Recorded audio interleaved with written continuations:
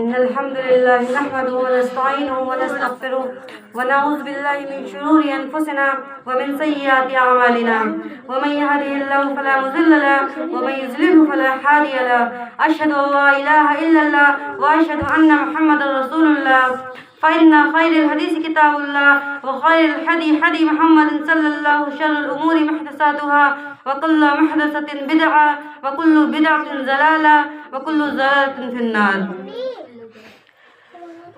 میری بہنوں، اللہ نے ہم پر یہ احسان کیا ہے، ہم پر یہ انعامات کیا ہے کہ ہم کو دینی مجلس میں جانے کی اور اس کو اپنے گھر میں کرنے کی توفیق عطا کی ہے۔ یہ اللہ رب العزت کا بہت بڑا احسان ہے۔ اللہ تعالیٰ جس پر رحم کرنا چاہتا ہے تو اس کو اپنے رحمت کے سائے میں لے لیتا ہے، اسے دین کے سمجھنے کی توفیق عطا کرتا ہے۔ تو اللہ تعالیٰ نے ہم سب کو یہاں جمع کیا ہے کچھ سننے کے لیے، تو اللہ تعالیٰ نے یہ ہمیں توفیق بخشی ہے کہ ہم اس کے دین کی کچھ باتیں سمجھنے کی کوشش کریں اور اپنی زندگی میں ان پر عمل کرنے کی کوشش کریں۔ میری معزز اور محترم ماں اور بہنوں، اللہ تعالیٰ نے انسان کو پیدا کیا ہے، انسان نسیان سے ہے، یعنی بھول جانا۔ عبداللہ بن عباس رضی اللہ تعالیٰ عنہ بیان کرتے ہیں، فرماتے ہیں کہ انسان کو انسان اسی لیے کہا گیا ہے کیونکہ یہ بھول جاتا ہے، اور اللہ تعالیٰ نے جب قرآن کو اتارا تو اس کا مقصد ہی انسان ہے کہ جب انسان سے بھول ہوتی ہے تو یہ بھول انسان کو گناہ کی طرف لے جاتی ہے، اور بعض دفعہ یہ بھول انسان کی سستی کا سبب بنتی ہے۔ اور جس بھول کو کوتاہی سمجھا جاتا ہے، یہ ایک طرح سے نعمت بھی ہے کہ اگر انسان ماضی کے تلخ تجربات اور غموں کو نہ بھولے تو وہ زندہ نہیں رہ سکتا۔ اس طرح سے یہ بھول ایک نعمت ہے۔ آج میں اس محفل میں پیش کرنا چاہتی ہوں توبہ استغفار، اس کی قبولیت کے شروط اور اس کی فضیلت۔ توبہ استغفار کیا ہے؟ استغفار کا مطلب ہے اللہ نے ہمیں اللہ سے بخشش کو طلب کرنا، اپنے گناہوں کو بخشوانا۔ استغفار کا مطلب ہے کہ اللہ میرے اوپر اپنی رحمت کی چادر کو ڈال دے، میرا ایمان جو گندا ہو چکا ہے اللہ تعالیٰ میرے گناہوں کو معاف کر کے میرے ایمان کو پاک و صاف کر دے۔ استغفار سے جہاں انسان مغفرت طلب کرتا ہے وہاں اپنے سابقہ غلطیوں کو چھپانے کی کوشش بھی کرتا ہے، اور توبہ کا مطلب ہے کہ اپنی غلطی کو محسوس کرنا۔ توبہ کا مطلب یہ ہے کہ انسان اپنی غلطی کو محسوس کرے اور اس پر شرمندہ ہو اور اللہ تعالیٰ کی طرف دوبارہ متوجہ ہو اور اللہ تعالیٰ سے بخشش طلب کرے۔ جب انسان اپنے گناہوں پر شرمندہ ہوتا ہے اور اللہ سے بخشش طلب کرتا ہے تو اللہ تعالیٰ اس کو معاف کر دیتا ہے۔ اللہ کے نبی صلی اللہ علیہ وسلم نے فرمایا،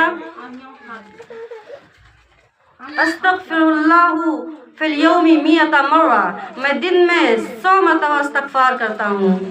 پہلی بات تو یہ سمجھنی چاہیے کہ ہم سے غلطیاں ہوتی کیوں ہیں، جس کے نتیجے میں توبہ استغفار کی ضرورت پڑتی ہے۔ تو شیطان جو کہ ہمارا سب سے بڑا اور کھلا ہوا دشمن ہے، اللہ تعالیٰ نے قرآن میں فرمایا، ان الشیطان لکم عدو فاتخذوہ عدوا، شیطان تمہارا دشمن ہے اور اس کو دشمن ہی جانو، اس کو دوست نہ سمجھو۔ شیطان ہمارا کھلا ہوا دشمن ہے۔ شیطان تو جانتا ہی ہے کہ مجھے تو جہنم میں جانا ہی ہے، لیکن وہ اکیلا نہیں جائے گا میری بہنوں، وہ اپنے دنیا میں آ کر وہ اپنے ساتھی تلاش کر رہا ہے، وہ اپنے دوست بنا رہا ہے، وہ اکیلا نہیں جائے گا، وہ اگر جائے گا تو سب کو ساتھ میں لے کر جائے گا۔ اس لیے یہ ہمیں چاہیے کہ ہم شیطان کے وار کو سمجھیں اور اس سے بچیں۔ اللہ کے نبی صلی اللہ علیہ وسلم نے شیطان کے وار سے بچنے کے لیے جو طریقے بتائے ہیں وہ ہیں اعوذ باللہ من الشیطان الرجیم، لا حول ولا قوت الا باللہ، اور آیت الکرسی ہے، اور بہت سارے دیگر اذکار ہیں جو اللہ کے نبی نے بتائے ہیں شیطان سے حفاظت کے لیے۔ لیکن ہم ان بتائے ہوئے طریقوں پر تو نہیں چلتے۔ ہم جو طریقہ اختیار کرتے ہیں وہ بتانے کی ضرورت نہیں ہے، ہم آپ سب اچھی طرح جانتے ہیں، اس کو کہنے کی بھی ضرورت نہیں ہے کہ ہم اور آپ شیطان سے بچنے کے لیے کیا طریقے استعمال کرتے ہیں، وہ بتانے کی ضرورت نہیں ہے۔ ہم دنیا کی رنگینیوں میں کھو چکے ہیں، ہم نے دنیا ہی کی زندگی کو اپنا مقصد بنا لیا ہے، اور ہم دنیا ہی کو اپنی حقیقت سمجھتے ہیں کہ 4 دن کی زندگی ہے، جو کرنا ہے کر لو، دوبارہ ہمیں زندگی نہیں ملے گی، جتنا عیش کرنا ہے اتنا کر لیں۔ دنیا کا عہدہ اور منصب مل جانا یہ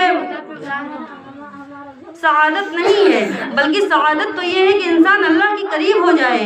جب فرعون ڈوب رہا تھا تو اس نے کہا अन्नहु ला इलाहा इल्लल्लज़ी, तो अल्लाह ने कहा नहीं, अब नहीं, अब नहीं, बहुत देर कर दी तुमने।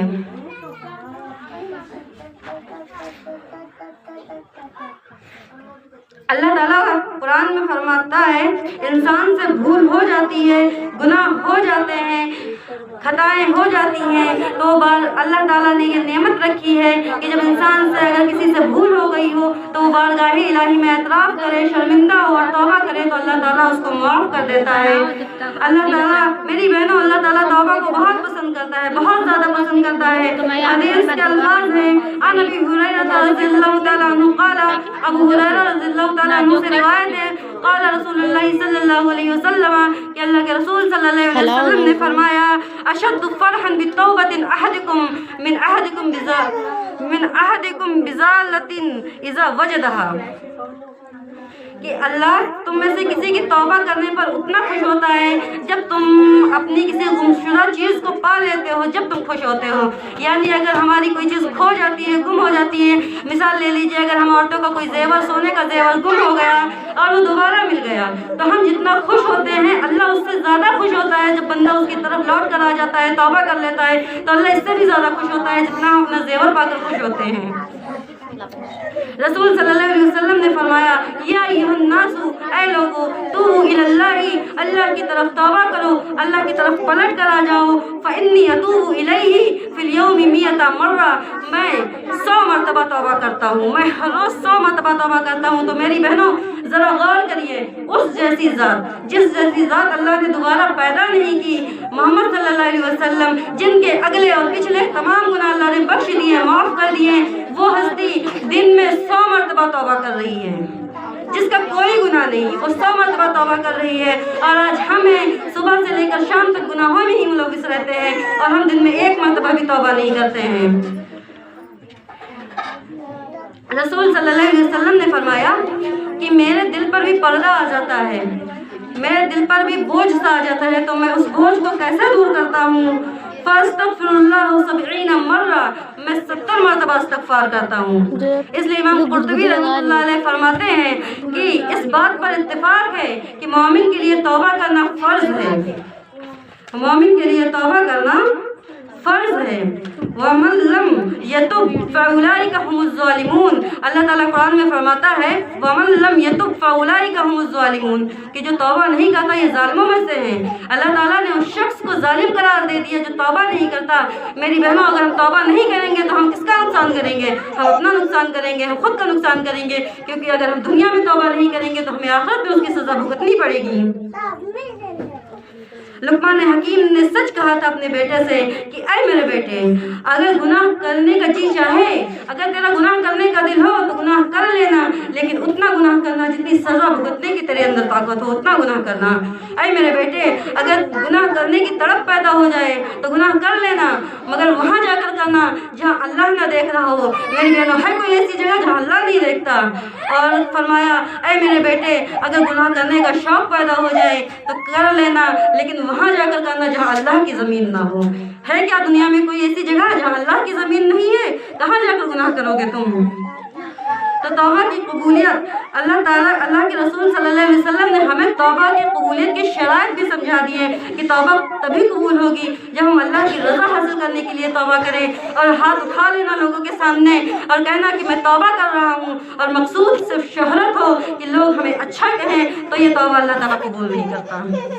तो सबसे पहली शर्त तौबा की कबूलियत की ये है इखलास नियत, कि इंसान अल्लाह को राज़ी करने के लिए तौबा करे, अपने गुनाहों को बख्शवाए अल्लाह की रज़ा के लिए। जब इंसान की ये नियत होती है तो अल्लाह ताला इसको माफ़ कर देता है। फरमान रसूल सल्लल्लाहु अलैहि वसल्लम है कि अल्लाह के यहाँ वही अमल कबूल होता है जो खालिस अल्लाह की रज़ा के लिए किया जाए, सिर्फ अल्लाह की रज़ा ही मकसूद हो, वही अमल कबूल करता है अल्लाह।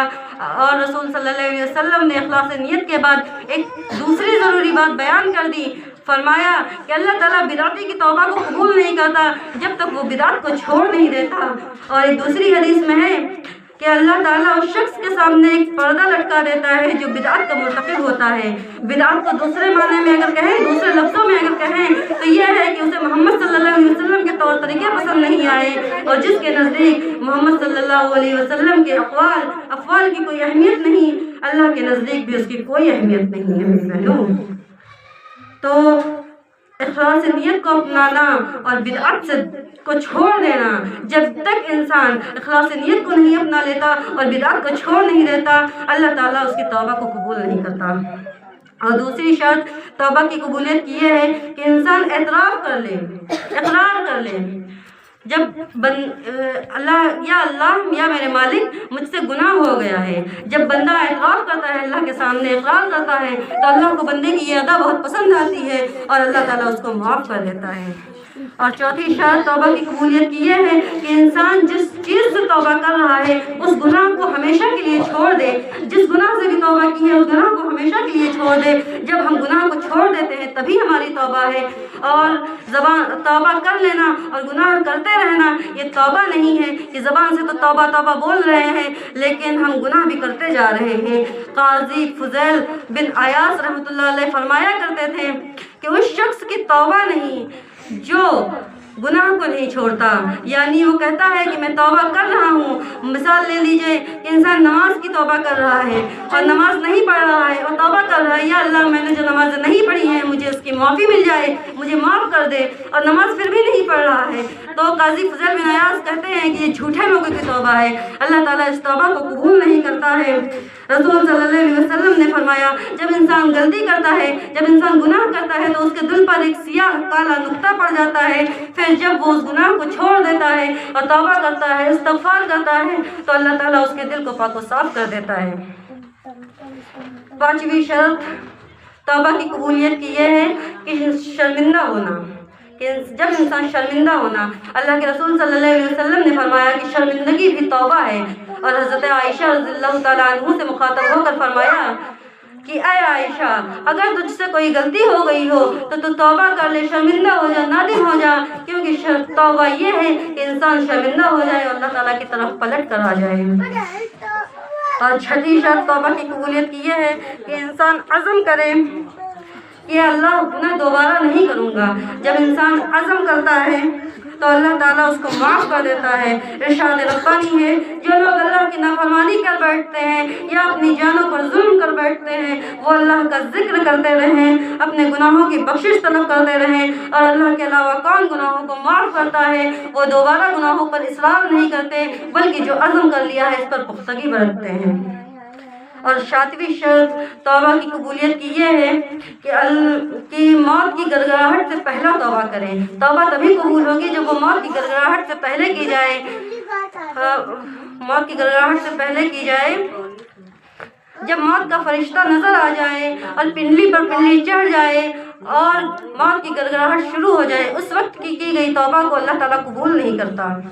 توبہ کرنا ہے تو ہمیں اس سے پہلے کرنی ہے، اپنی زندگی میں توبہ کرنی ہے۔ موت کے وقت کی گئی توبہ کو اللہ تعالیٰ قبول نہیں کرتا۔ رسول صلی اللہ علیہ وسلم نے فرمایا کہ جو شخص اللہ رب العزت کی طرف موت کی گڑگڑاہٹ سے پہلے توبہ کرتا ہے تو اللہ تعالیٰ اس کی توبہ کو قبول کر لیتا ہے۔ اور آپ صلی اللہ علیہ وسلم نے ارشاد فرمایا کہ اللہ تعالیٰ نے توبہ کا ایک دروازہ بنایا ہے جس کی چوڑائی اتنی ہے جتنی مشرق اور مغرب کے درمیان ہے، یعنی جدھر سے سورج نکلتا ہے اور جدھر غروب ہوتا ہے یہ مشرق ہے، جدھر سورج نکلتا ہے اور جدھر غروب ہوتا ہے یہ مغرب ہے، تو اس کی چوڑائی اتنی ہے توبہ کے دروازے کی مشرق اور مغرب کی جتنی ہے، اتنی توبہ کی ہے، اور یہ اس وقت تک کھلا رہے گا جب تک قیامت قائم نہیں ہوگی۔ اور جس کی موت واقع ہو گئی اس کی قیامت اسی دن ہو جاتی ہے، تو موت سے پہلے توبہ کیا جائے تبھی ہماری توبہ قبول ہوگی۔ اور آٹھویں شرط توبہ کی قبولیت کے لیے یہ ہے کہ انسان برے لوگ، بری سماج، بری مجلس کو چھوڑ دے، بری مجلس کو چھوڑ کر اچھے لوگوں کی صحبت کو اختیار کر لے۔ برے دوست، برا سماج، برا معاشرہ چھوڑنا ہوگا۔ ایک واقعہ مشہور ہے کہ ایک شخص تھا 99 لوگوں کا قاتل تھا، وہ ایک پادری کے پاس گیا اور اس سے کہا کیا میری توبہ ہے؟ اس پادری نے کہا 99 لوگوں کے قاتل ہو اور اب توبہ کا پوچھ رہے ہو؟ تو اس آدمی نے تلوار نکالا اور اس کو بھی وہی قتل کر دیا، 100 لوگوں کا قتل 100 لوگوں کا قتل کر کے پھر وہ ایک نیک آدمی کے پاس گیا اور اس سے پوچھا کیا میری توبہ ہے؟ اس آدمی نے کہا کیوں نہیں، اللہ کی رحمت بہت وسیع ہے، تم ایک کام کرو، تم اس بستی میں چلے جاؤ، وہاں کے لوگ بہت اللہ کی عبادت بہت کرنے والے ہیں، یہاں کے بنسبت یہاں لوگ گنہگار لوگ رہتے ہیں، وہاں کی بستی میں لوگ اللہ کی عبادت زیادہ کرتے ہیں، تم اس بستی میں چلے جاؤ۔ وہ شخص نکل پڑا، چل دیا اور راستے میں اسے موت آ گئی، گر گیا۔ جب گرا تو فرشتے اس کی روح کو قبض کرنے کے لیے آئے، تو دونوں فرشتے موجود تھے، وہ فرشتے بھی آئے جو اس کی روح کو جنت میں لے جانے کے لیے آئے تھے، اور وہ فرشتے بھی آئے جو اس کی روح کو جہنم میں لے جانے کے لیے آئے تھے۔ فرشتوں کے درمیان جھگڑا ہو گیا، ایک فرشتہ کہنے لگا کہ یہ توبہ کر چکا ہے، اس کی روح کو جنت میں لے کر جانا ہے، اور دوسرے فرشتے کہنے لگے کہ اس نے ابھی تک کوئی عبادت نہیں کی ہے، اس لیے جہنم میں جائے گا۔ تو اللہ تعالیٰ نے ایک نورانی فرشتے کو بھیجا کہ جاؤ اور ان کے درمیان صلح کرا دو، اس کا فیصلہ کرا دو۔ تو وہ فرشتہ آیا اور اس نے کہا کہ پیمائش کی جائے، یعنی ان کو زمینوں کو ناپا جائے، اگر اس کا جسم خاکی برے لوگوں کی زیادہ نزدیک ہے تو اسے جہنم میں لے جایا جائے گا، اور اگر اس کا جسم خاکی نیک لوگوں کی زیادہ قریب ہے تو اسے جنت میں لے کے جایا جائے گا۔ تو جب پیمائش کی گئی، زمین کو ناپا گیا، تو ایک بالشت نیک لوگوں کی صحبت کے قریب تھا، نیک لوگوں کی بستی کے صرف ایک بالشت زیادہ قریب تھا۔ تو فیصلہ ہو گیا اور اس کی روح کو جنت میں لے کے جایا گیا۔ میرے بہنوں، اللہ توبہ قبول کرتا ہے اس شخص کی جو خالص نیت سے توبہ کرے، بدعت کو چھوڑ دے، اعتراف کر لے، اقرار کر لے، شرمندہ ہو جائے، اور جس گناہ سے توبہ کر رہا ہو اس کو چھوڑ دے اور عزم کر لے کہ اسے آئندہ نہیں کروں گا، اور موت سے پہلے توبہ کرے، قیامت سے پہلے توبہ کرے، اور برے لوگوں کی صحبت کو چھوڑ دے، تو ایسے لوگوں کی توبہ کو اللہ تعالیٰ قبول کرتا ہے، ضرور قبول کرتا ہے میری بہنوں۔ اللہ کے رسول صلی اللہ علیہ وسلم نے فرمایا، توبہ کی فضیلت کو بیان کرتے ہوئے فرمایا کہ جو شخص توبہ کرتا ہے وہ اس طرح ہو جاتا ہے گویا کہ اس نے گناہ کیا ہی نہیں ہے، اتنا پاک ہو جاتا ہے وہ انسان جو توبہ کرتا ہے۔ اور دوسری باتوں میں تو آتا ہے کہ جو شخص توبہ کر لیتا ہے وہ اس طرح ہو جاتا ہے کہ گویا کہ اس کی ماں نے اسے ابھی جنا ہو، یعنی جس طرح بچہ گناہوں سے پاک و صاف ہوتا ہے، جو انسان توبہ کرتا ہے وہ اس طرح ہو جاتا ہے کہ وہ اس کی ماں نے ابھی جنا ہو، اس طرح پاک و صاف ہو جاتا ہے۔ اور ایک حدیث اس میں ہے، رسول صلی اللہ علیہ وسلم نے فرمایا کہ شیطان نے کہا، یا رب تیرے عزت اور جلال کی قسم، میں تیرے بندوں کو گمراہ کرتا رہوں گا جب تک وہ زندہ رہیں گے۔ تو اللہ رب العزت نے جواب دیا کہ مجھے میری عزت اور جلال کی قسم، میں اپنے بندوں کو بخشتا رہوں گا جب تک وہ مجھ سے بخشش کو طلب کرتے رہیں گے۔ اور ایک روایت میں آتا ہے کہ آپ صلی اللہ علیہ وسلم نے فرمایا، جب بندہ دعا کرتا ہے، اللہ سے اپنی خطاؤں کی معافی مانگتا ہے، اور وہ دعا گناہ پر نہیں ہوتی، قطع رحمی پر وہ دعا نہیں ہوتی، تو اللہ تعالیٰ تین چیزوں میں سے ایک چیز اسے ضرور عطا کرتا ہے، یا تو فوراً اس کی دعا کو قبول کر لیتا ہے، یا پھر اس دعا کے ذریعے اس کی کسی مصیبت کو دور کر دیتا ہے، یا پھر قیامت کے دن کے لیے ذخیرہ کر لیتا ہے اس کے لیے۔ میری بہنوں، اتنی فضیلت ہے دعا کرنے کی، لیکن آج ہم اور آپ دعا کرتے ہیں؟ کبھی نہیں کرتے۔ اگر جو نماز پڑھتا بھی، جب ہم نماز ہی نہیں پڑھتے پہلی بات تو دعا کہاں سے کریں گے؟ دعا تو تبھی کریں گے نا جب نماز پڑھیں گے، ہم جب نماز ہی نہیں پڑھتے دعا کیسے کریں گے؟ اور بعض لوگ پڑھتے بھی ہیں تو جلدی جلدی سے بس پڑھ لیا، اور مطلب اتنا کام میں بزی ہیں کہ بس جلدی سے نماز پڑھا۔ ہم نماز کو نماز سمجھ کر نہیں پڑھ رہے ہیں، ہم کام کو اہمیت دے رہے ہیں کہ ہمارا کام نہ چھوٹے، نماز کو بس 5 منٹ میں جلدی سے ختم کر کے بس چلے گئے، ہم دعا نہیں کرتے۔ میری بہنوں، دعا کی کیا فضیلت ہے کہ جو بھی دعا کی جاتی ہے اس میں سے 3 چیزوں میں سے ایک چیز ضرور ملتی ہے، یا تو اللہ تعالیٰ ہمیں وہی عطا کر دیتا ہے جو ہم مانگ رہے ہیں، یا تو اللہ تعالیٰ ہمیں مصیبت کو دور کر دیتا ہے، یا تو قیامت کے دن کے لیے ذخیرہ کر دیتا ہے اللہ تعالیٰ۔ رسول صلی اللہ علیہ وسلم نے فرمایا کہ اللہ تعالیٰ نے اپنے بندوں کے ساتھ کتنا رحمت کا معاملہ کیا ہے کہ جو فرشتہ گناہ لکھتا ہے، ہمارے ساتھ 2 فرشتے ہیں نا، ایک فرشتہ نیکی لکھتا ہے، دوسرا فرشتہ گناہ لکھتا ہے۔ تو جو گناہ لکھتا ہے، اللہ نے اس فرشتوں کو آرڈر دیا ہوا ہے کہ 6 گھڑیوں تک اگر میرے بندے سے بھول ہو گئی ہو، گناہ ہو گیا ہو، تو 6 گھڑیوں تک اس کو لکھنا نہیں ہے، انتظار کرو 6 گھڑیوں تک۔ اگر میرا بندہ توبہ کر لیتا ہے، میری طرف پلٹ کر آ جاتا ہے، تو میرے فرشتوں اسے لکھنے کی بھی ضرورت نہیں ہے، میں اپنے بندے کو ایسے ہی معاف کر دوں گا۔ اور جب 6 گھڑیاں بیت جاتی ہیں اور وہ پلٹ کر نہیں آتا، توبہ نہیں کرتا، تو اس کا 1 گناہ لکھا جاتا ہے، صرف 1 گناہ۔ رسول صلی اللہ علیہ وسلم نے فرمایا، یہ حدیث قدسی ہے کہ اللہ تعالیٰ فرما رہا ہے، میں اپنے بندے کے خیال مطابق اسے نوازتا ہوں، یعنی اگر وہ بھلائی کا ارادہ کرتا ہے تو میں اس کو بھلائی عطا کرتا ہوں، اور اگر وہ برائی کا ارادہ کرتا ہے تو میں اس کو خیر کیسے دے سکتا ہوں۔ یعنی ہمیں ارادہ ہمیشہ بھلائی کا کرنا چاہیے، ہم جو کام کریں بھلائی سے شروعات کریں، ہم کوئی بھی کام کریں، اپنا بزنس کریں، اپنا کھانا بنائیں، کچھ بھی بنائیں، ہمیں شروعات بھلائی سے کرنی چاہیے تو اللہ تعالیٰ اس میں خیر ڈال دیتا ہے، اس میں برکت ڈال دیتا ہے۔ اور جب ہم برائی کا ارادہ کرتے ہیں، برائی کا ارادہ کر کے کوئی کام کرتے ہیں تو اللہ ہمیں پھر خیر نہیں دیتا ہے۔ اللہ خیر کس طرح سے دے جب ہمارا ارادہ ہی نہیں ہے؟ اللہ تعالیٰ ہماری نیت کے مطابق ہمیں جزا اور سزا دے گا۔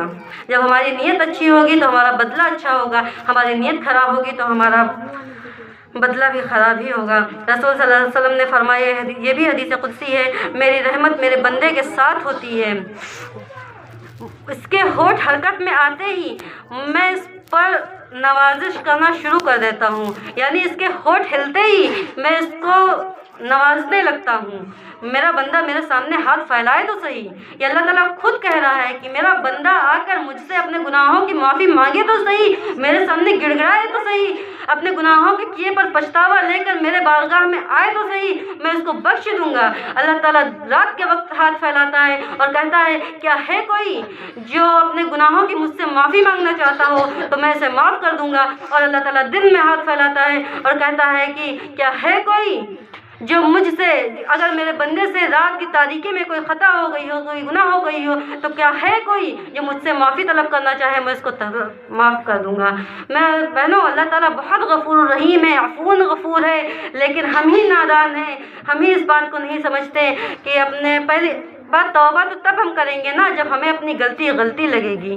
مین چیز یہ ہے کہ ہم اپنی غلطی کو سمجھیں۔ جب ہمیں گناہ نہیں لگتا تو ہم توبہ کیوں کریں گے؟ توبہ تو ہم تبھی کریں گے جب ہماری بہنوں کو پتہ ہوگا کہ پردہ نہ کرنا یہ گناہ ہے، تبھی تو ہم توبہ کریں گے کہ اللہ ہمیں پردہ کرنے کی توفیق عطا کر دے۔ ہم بے پردہ ہو کر گناہ کر رہے ہیں، جب ہم اس کو گناہ سمجھیں گے ہی نہیں تو ہم توبہ کیسے کریں گے؟ ہم نماز نہیں پڑھتے ہیں، ہم جب اس کو گناہ سمجھیں گے کہ ہم نماز نہ پڑھ کر ہم گناہ کر رہے ہیں تبھی تو ہم اللہ کے سامنے توبہ کریں گے۔ جب ہم گناہ اس کو سمجھ ہی نہیں رہے ہیں تو ہم توبہ کیسے کریں گے؟ توبہ تو تبھی ہے جب ہمارے دل میں خیال آئے گا کہ ہم غلط کر رہے ہیں، تبھی ہم توبہ کی طرف جھکیں گے۔ اگر ہمارے دل میں خیال ہی نہیں ہوگا تو ہم توبہ کیسے کریں گے؟ اب آخر میں اللہ تعالیٰ سے دعا ہے کہ اللہ تعالیٰ ہم سب کو توبہ کرنے کی اور اپنی غلطیوں پر شرمندہ ہونے کی توفیق عطا فرمائے، ہمیں گناہوں سے دور رکھے، اور ہم میں سے جو بیمار ہیں ان کی بیماری کو شفا دے دے، اور ہم میں سے جو نماز نہیں پڑھتے انہیں نماز پڑھنے کی توفیق عطا فرما دے۔ آمین ثم آمین، وآخر دعوانا ان الحمد للہ رب العالمین۔ السلام علیکم ورحمۃ اللہ۔